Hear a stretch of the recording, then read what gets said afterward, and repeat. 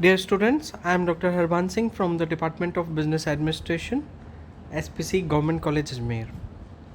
In the last lecture, we have discussed about the characteristics of the company, and we are going to discuss meaning of the company in this lecture. Since we are in a bilingual class, I am switching on English and Hindi in the both of the language. And यहाँ पर हम discuss कर रहे हैं निगम का क्या तात्पर्य है, मीनिंग ऑफ द कंपनी। अगर हम यही एक्ट 1956 पढ़ रहे होते, कंपनीज एक्ट 1956, तो हम सेक्शन 25 पर चलते और वहाँ पर डेफिनेशन को डिस्कस करते हैं। यहाँ पे भी कंपनी को एक डेफिनेशन एक सेक्शन में डिफ़ाइन किया हुआ है, लेकिन क्योंकि मैंने आपको कंपनी के कैरेक्टरिस्टिक्स पहले ही बता दिए हैं, तो अब जब मैं आपके साथ में कंपनी को डिफ़ाइन करने की कोशिश करूँगा तो आप तुरंत समझ जाएंगे कि कंपनी क्या है। और मैंने आपसे पहले कैरेक्टरिस्टिक्स क्यों डिस्कस किए वो भी आपको पता चल जाएगा। Let's discuss this section.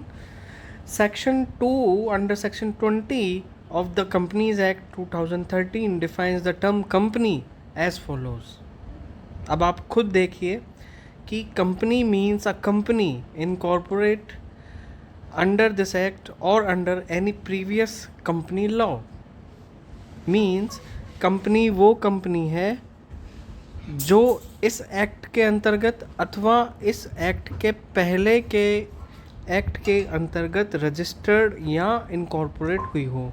Incorporation होना मीन्स कंपनी का बनना।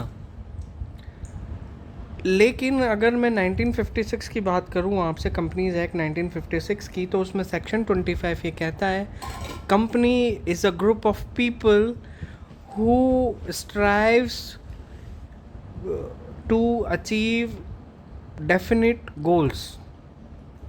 कंपनी व्यक्तियों का एक समूह है जो उनके उद्देश्यों की प्राप्ति के लिए कार्य करते हैं। लेकिन क्योंकि अब कंपनी के जो स्वरूप हैं वो बदल गए हैं, कंपनी कई तरह की हो सकती है, इसलिए कंपनीज एक्ट 2013 में इस तरह से कंपनी को डिफ़ाइन किया गया है कि कोई भी कंपनी जो कि प्रीवियस कंपनी लॉ अथवा जो अभी वर्तमान में जो कंपनी एक्ट लागू होता है उसके अंतर्गत यदि वो कंपनी के रूप में इनकॉर्पोरेट हुई है, बनाई गई है, तो उसे कंपनी कहा जाएगा। आई होप आपको ये कंसेप्ट समझ में आया होगा, क्योंकि अब आप कंपनी के सभी गुणों के बारे में जान चुके हैं। कंपनी एक सेपरेट लीगल एंटिटी है और उसका जो जन्म है वो किसी भी कंपनीज एक्ट के रूल्स, रेगुलेशन, प्रोविजंस और गाइडलाइंस के अकॉर्डिंग होता है। तो वो जो कंपनी है वो अपने गुणों को साथ में लेकर चलती है, चाहे वो सेपरेट लीगल एंटिटी हो, चाहे उसकी शेयर कैपिटल हो, चाहे वो ट्रांसफरेबल शेयर कैपिटल हो, चाहे वो सेपरेट प्रॉपर्टी का क्लॉज हो, चाहे वो कैपेसिटी टू कॉन्ट्रैक्ट हो, चाहे वो the company can be sued और बी स्यूड वाला प्रोविज़न भी हो सकता है। तो यहाँ पर जो कंपनी है वो अपने आप में एक परिपूर्ण शब्द है जिसे section 2 subsection 20 of the companies act 2013 में डिफ़ाइन किया गया है। आई होप आप इस डेफिनेशन को आप समझ गए होंगे, क्योंकि हम पिछले कई लेक्चर्स में ये डिस्कस करते आ रहे हैं कि कंपनी क्या है और कंपनी के गुण क्या हैं। तो अब ये जो डेफिनेशन है आपको समझ आ जाएगी। बहुत साधारण सी डेफिनेशन है। मैं चाहूँगा कि आप इसे अपनी कॉपी में नोट डाउन करें और इसे याद रखें। इसका सेक्शन अगर आप याद रख पाएँ तो बहुत ही अच्छा रहेगा। अब हम एक नया कंसेप्ट डिस्कस कर रहे हैं, वो कंसेप्ट है कॉर्पोरेट वेल का, जिसको हम हिंदी में निगमीय आवरण कह सकते हैं या निगम आवरण हम कहते हैं उसे। जब हम बात करते हैं कंपनी के सेपरेट लीगल एंटिटी की, तो हमें ये ध्यान आता है कि कंपनी के जो प्रवर्तक हैं, जो प्रमोटर्स हैं, जो कंपनी को बना रहे हैं, वो अलग हैं कंपनी से, और कंपनी एक आर्टिफिशियल पर्सन है।